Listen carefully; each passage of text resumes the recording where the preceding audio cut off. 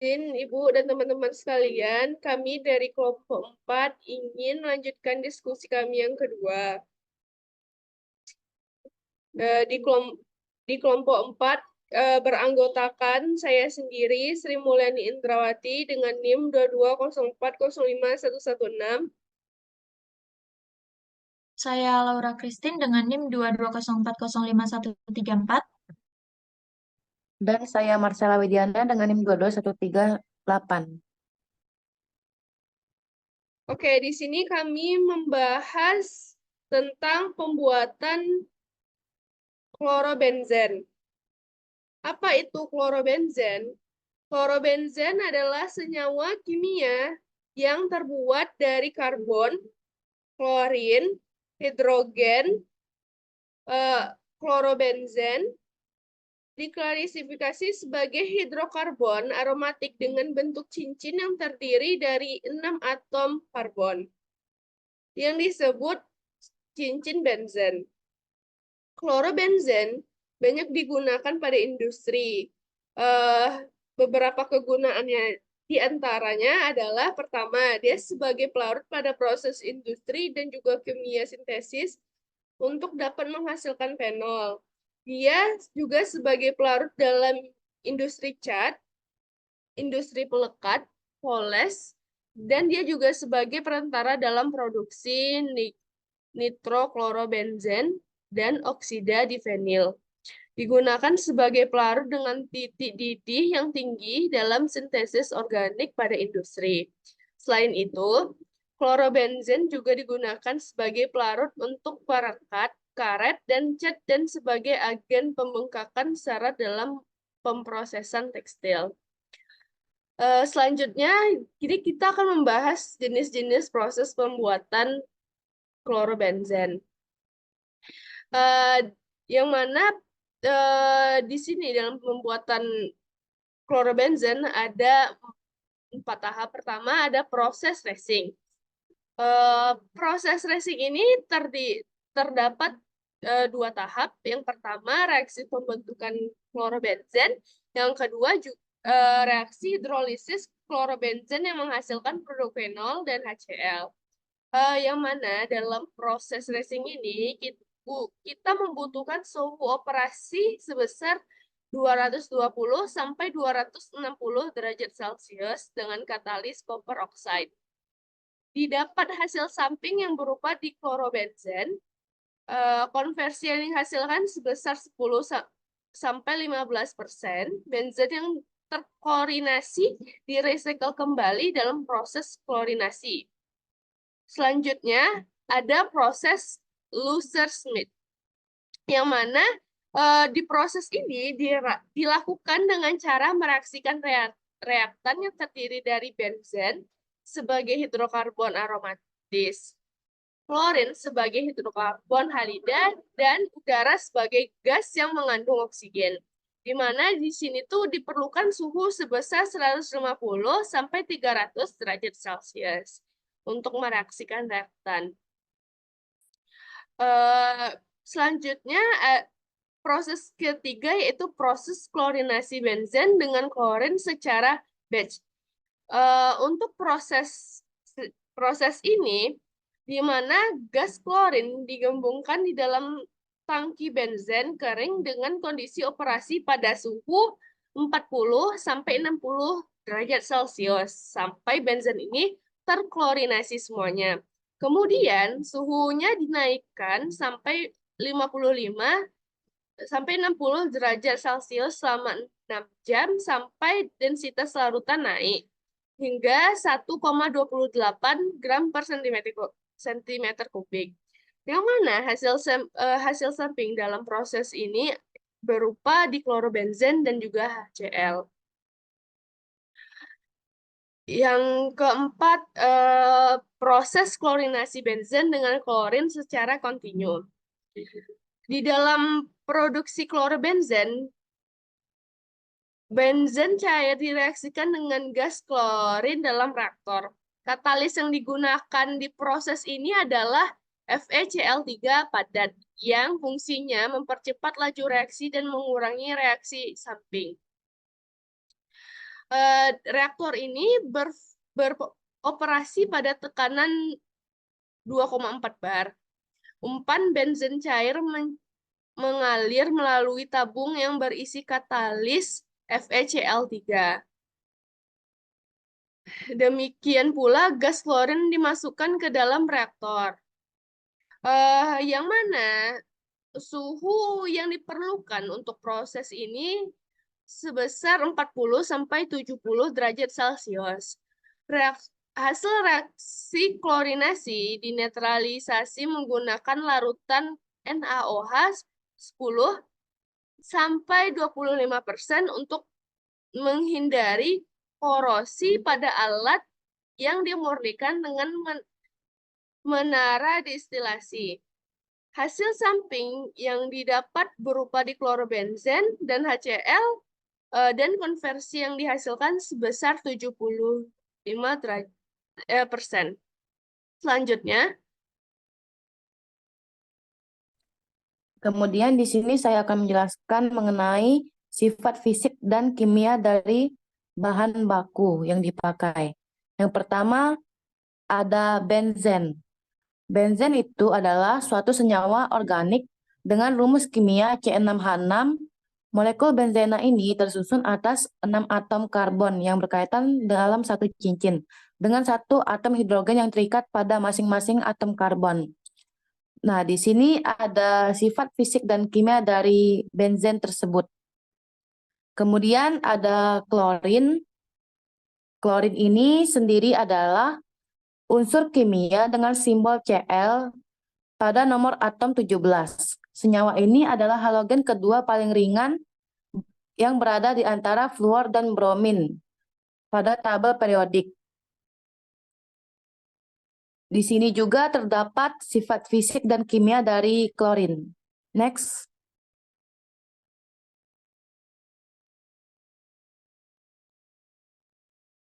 Next. Kemudian lanjut ke besi 3 klorida atau FeCl3. Yang dimaksud adalah suatu senyawa kimia yang merupakan komoditas skala industri dengan rumus yang tadi itu FeCl3. Senyawa ini umumnya digunakan dalam pengolahan limbah, produksi air, minum, maupun sebagai katalis, baik di industri maupun di laboratorium. Di sini juga terdapat sifat fisik dan kimia dari FeCl3. Kemudian lanjut ke natrium hidroksida. Natrium hidroksida adalah soda api yang berarti suatu senyawa anorganik dengan rumus kimia NaOH. Senyawa ini merupakan senyawa ionik berbentuk padatan putih yang tersusun dari kation natrium dan anion hidroksida. Di sini juga terdapat sifat fisik dan sifat kimia dari natrium hidroksida. Next.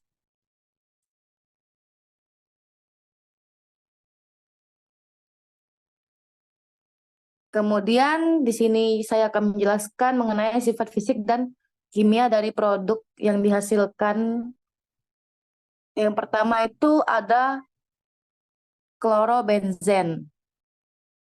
Klorobenzen ialah suatu sebagian organik aromatik dengan formula kimia C6H6Cl yang berbentuk cair dan mudah terbakar, berwarna bening dan merupakan pelarut dan merupakan pertengahan yang digunakan secara meluas dalam penghilangan bahan kimia lain. Yang kedua ada diklorobenzen. Diklorobenzen ini adalah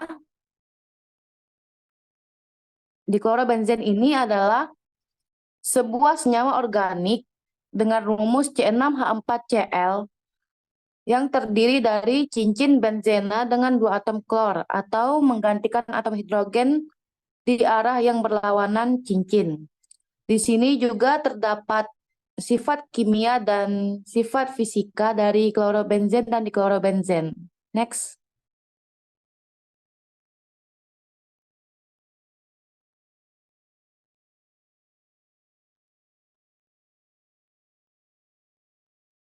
Kemudian yang terakhir ada asam klorida. Asam klorida ini adalah larutan akuatik dari gas hidrogen klorida atau HCl. Ia adalah asam kuat dan merupakan komponen utama dari asam lambung. Di sini juga terdapat sifat fisik dan kimia dari asam klorida.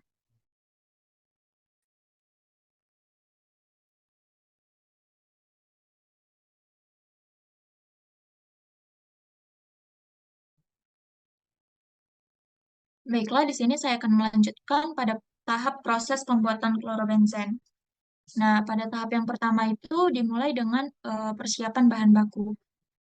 Kita bisa lihat ada NaOH, ada FeCl2, ada C6H6, yaitu benzen, dan juga ada Cl2. Nah, tahap pertama yaitu pencampuran pada mixer M01, yaitu pencampuran C6H6 atau benzen dengan FeCl2. FeCl3, kemudian setelah itu hasil pencampuran dimasukkan pada tangki reaktor. Kondisi atau spesifikasi reaktor ini sendiri terbuat dari stainless steel yang tahan terhadap korosi. Kemudian ditambahkan Cl2 atau klorin pada fase gas. Lalu pada mixer M01 kita dapat lihat bahwa ada hasil recycle yang dimasukkan pada fase cair yang ada tepat di atas. Kemudian kita lanjut pada tahap reaktor, mungkin boleh next.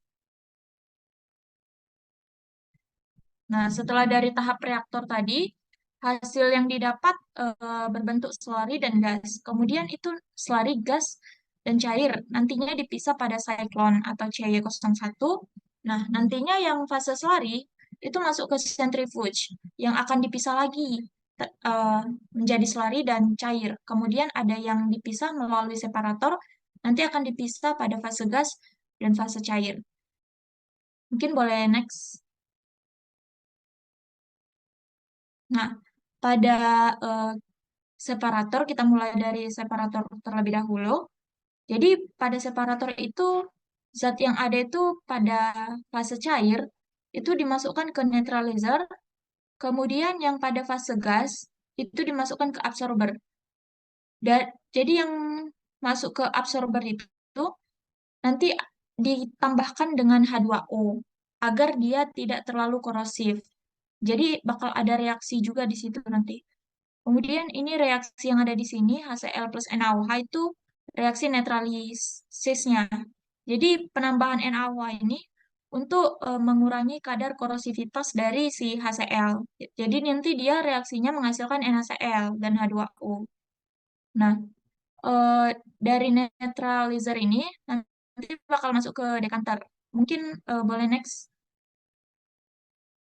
Nah, ini tadi yang saya katakan pada proses absorber. Jadi ada penambahan fase cair H2O, bisa kita lihat. Nanti hasilnya akan menghasilkan HCl. Dengan reaksi 2Cl2 plus 2H2O menghasilkan 4HCl plus O2. Mungkin boleh next. Oke, tadi setelah dari tahap dekanter, itu dia akan masuk ke menara destilasi. Jadi akan terjadi pemisahan nanti di situ. Antara antara fase cair produk dan dipisahkan terhadap si benzen. Jadi hasil pemisahan benzen tadi akan di-recycle masuk lagi kembali ke mixer 01.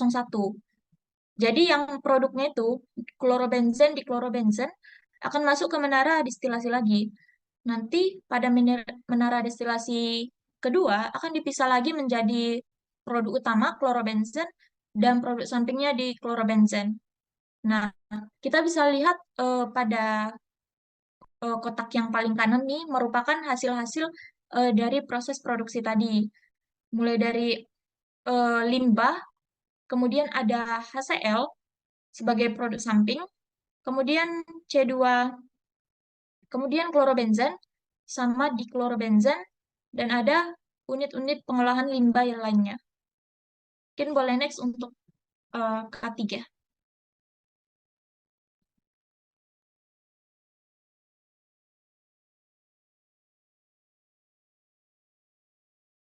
Baik, di sini saya akan menjelaskan mengenai ketiga dari proses pembuatan klorobenzen.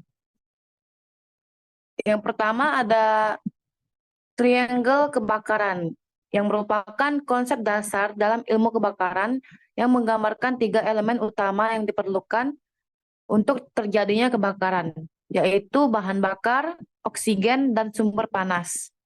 Pemahaman yang baik tentang konsep triangle kebakaran sangat penting dalam menjaga keamanan dan keselamatan dengan merinci faktor-faktor yang mempengaruhinya.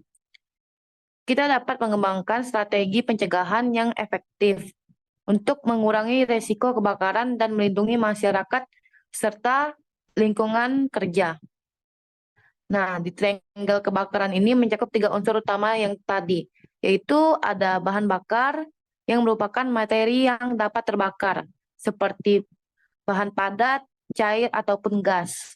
Yang kedua ada oksigen yang merupakan gas yang mendukung pembakaran oksigen di atmosfer, yang merupakan unsur yang menyediakan oksigen bagi kebakaran. Yang ketiga ada sumber panas, yang merupakan energi untuk memulai dan mempertahankan reaksi kimia yang menyebabkan kebakaran. Next.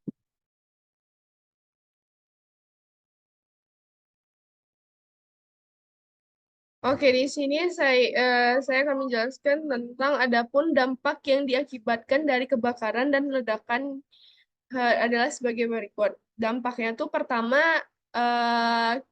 dapat terjadi cedera fisik dan kesehatan, kerugian properti, kerusakan lingkungan, gangguan operasional dan ekonomi tentunya, serta ada terjadi dampak sosial dan juga dapat mempengaruhi psikologi dan dampaknya ini jangka panjang. Untuk mengantisipasi terjadinya kebakaran dan ledakan diperlukan langkah-langkah penanganan yang serius. Di antaranya, pertama, itu ada identifikasi dan evaluasi resiko. Yang kedua, latihan karyawan. Yang ketiga, peralatan dan sistem keselamatan harus sesuai. Yang keempat, penyimpanan bahan kimia. Yang kelima, pengendalian debu, pengendalian panas dan api, pemeliharaan rutin, dan sistem pemantauan dan pengendalian, pemisahan zona bahaya, dan penyusunan rencana tanggap darurat. Itu merupakan antisipasi yang terjadinya kebakaran. Baiklah, untuk tahap diskusi kedua ini masih ada beberapa kekurangan dari kami, oleh karena itu akan kami sempurnakan pada tahap diskusi ketiga. Mungkin demikian, maaf bila ada salah kata, terima kasih.